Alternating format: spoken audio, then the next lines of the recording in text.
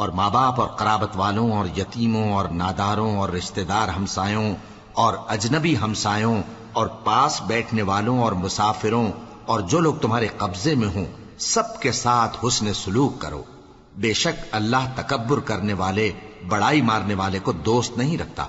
جو خود بھی بخل کریں اور لوگوں کو بھی بخل سکھائیں، اور جو مال اللہ نے ان کو اپنے فضل سے عطا فرمایا ہے اسے چھپا چھپا کے رکھیں. اور ہم نے کافروں کے لیے ذلت کا عذاب تیار کر رکھا ہے.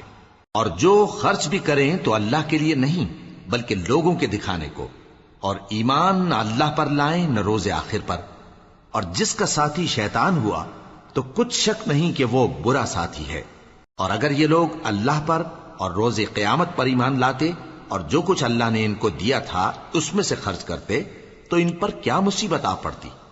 اور اللہ ان کو خوب جانتا ہے. اللہ